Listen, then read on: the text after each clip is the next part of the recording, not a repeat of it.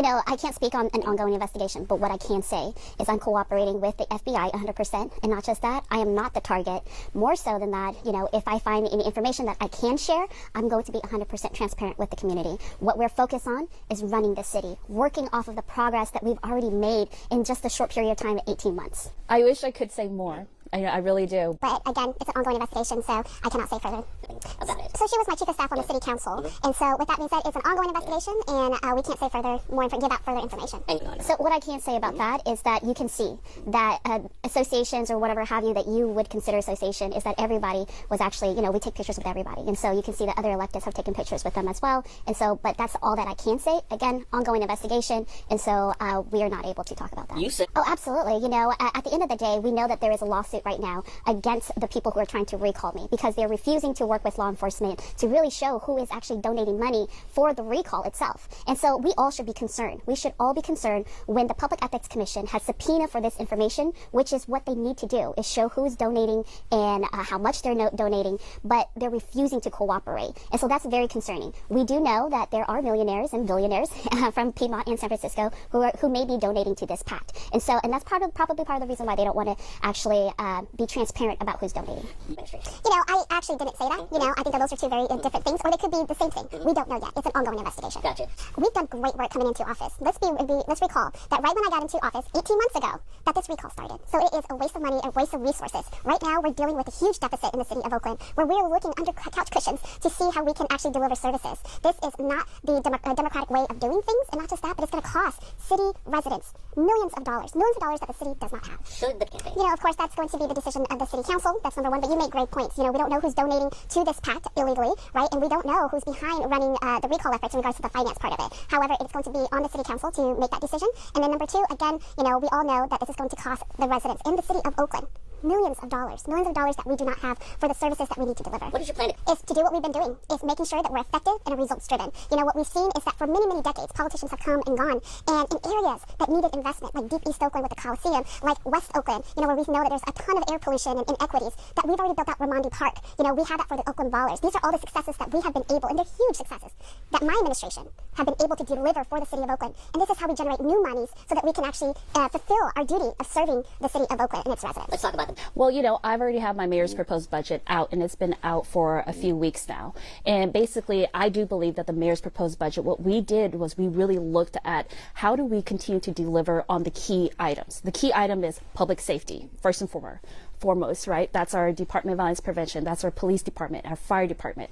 And then not just that, but a clean city. We're just talking about the basics here, right? A clean city is what we all deserve. And so, and then the third part of that tranche is making sure we have economic development. How do we bring in more resources so that we continue to actually build on this, you know, the economic pie that we have here in the city so we can continue to deliver the services. So with that being said, the mayor's proposed budget, the proposed budget that I put forward is fiscally responsible, and it also allows for us to deliver those services. However, the council's other budget that the council is looking to probably maybe vote on, it doesn't do that. It actually doesn't even have a plan for public safety. It cuts our force, our police force. It cuts the Department of Violence Prevention. It cuts, it browns out, meaning shuts down fire stations with no plan. And so, you know, running a city like the city of Oakland, you have to ensure that you can deliver services. I mean, coming into office, we saw that crime was on the rise before I even got to the office. And then we were able to bring back the ceasefire program, really hone in on why we were having so much crime, and then honing in on those people who are committing the crime. And what we're seeing is that under my administration, we have a 17% drop in crime rates across the city within the last 3 years, and 30% drop in crime rates within just the last year. But in what way? Well, in that case, it's like there are no, under the mayor's proposed budget, what I'm proposing is that we have no cuts to OPD, the sworn personnel right now. There will be attrition. There will be attrition, meaning like when officers leave the department or when they retire or what have you, that we would not fill in those positions until we get to the 678 number, right? And that's the number of officers that I'm asking for. Under the council's other proposed budget, 610.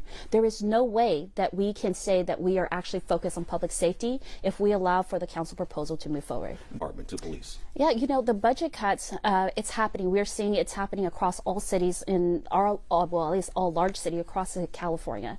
And California, the state itself, is going through a lot of deficits and budget cuts. With that being said, all departments across the city have had to cut down on what they're spending on. And so with that being said, what I would say to people is that the mayor's proposed budget is the public safety budget. It is the budget that really puts forward the public safety plan.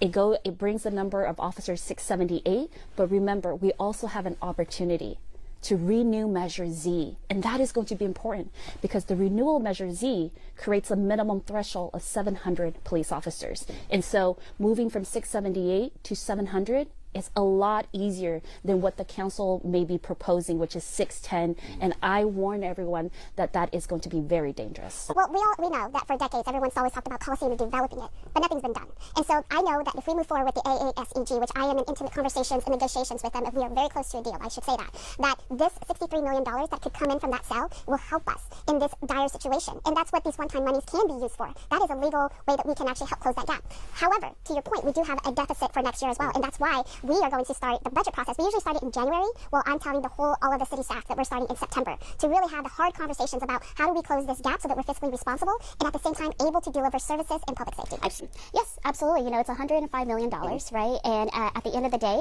you know, when the county sold their half to the Oakland A's, or now I should, you know, the A's in general, you know, that was actually $85 million, right? That's what it was priced at. And so the $105 million for that site is key for the city of Oakland in regards to resources being brought in, but it's also key for the location itself because, again, we've been waiting for it to be developed for decades. $105 million? I think that we need to think about really, you know, the short-term and our long-term financial health. And so with that being said, you know, I am moving forward with bringing in some professionals to look at how do we actually get financially sound in regards to the long term. And this has not actually happened under previous leadership. And so moving forward, I want to ensure that the city of Oakland has financial fiscal health, like strong financial fiscal health. I think that we all need to be hands on deck. I think that, you know, with all of our labor unions at the city, the POA, SEIU, Local 21, Fire, everybody needs to be at the table, and outside eye need to come in as well too, so we could put all of our brains together to see how we can best move forward. I mean, we are one team. We are one team. So in order to solve this crisis, we have to work together. That number. You know, we already know that every year, right, time after time, every year during the summer months where our children are out of school or what have you, and it's warmer, that we will see an increase, a spike in crimes. And so with that being said, you know, I have put together a team to do what we can to ensure that that doesn't happen, especially around our gangs and our groups and our networks, our criminal networks, right? And so we're tackling that. I do believe that OPD is doing a great job under Chief Mitchell to ensure that we're being proactive. He's an incredible person. Not just that, but he's a great mentor for the department. He's a great partner. He's learning the city of Oakland quickly and understanding, you know, some of the different changes that need to take place. And that's why you're seeing that, you know, that's a part of the budget process as well. It's a complicated city, though. I mean, is he understanding the ins and outs? I've heard from other people they were worried whether or not he's going to be able to understand the intricacies of Oakland. Yeah, no, he's a professional. He understands and he learns quickly.